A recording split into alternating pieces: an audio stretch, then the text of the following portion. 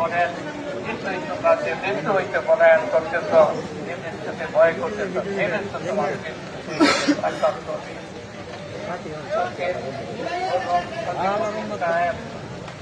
উনি আমার ভাইয়েরা দীর্ঘদিন আমরা একসাথে চলেছি।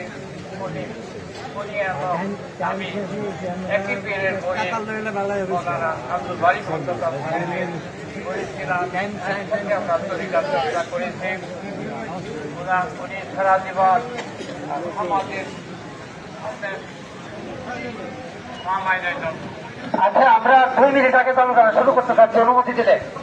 ওনার বড় ছেলে যদি কথা বলবেন আর যেমন নামাজ পড়বেন হাফেজ কেন হক, হ্যাঁ, পরিবারের পক্ষে তার বড় ছেলে যদি কথা বলবেন। সবাই তার জানাজা দাঁড়িয়ে যান, সকলে তার জানাজা দাঁড়িয়ে যান, এখনই জানাজা শুরু হবে। আসসালামু আলাইকুম ওয়া রাহমাতুল্লাহি ওয়া বারাকাতুহু। আমার আপনাকে আপনারা সকলে আলহামদুলিল্লাহ। তো আমি আর কথা বলতে চাই না, যোগ্যতা আমার নাই, তো আপনার জন্য দোয়া করবেন। আমার আব্বা সামাজিক মানুষ ছিলেন জানেন, তবে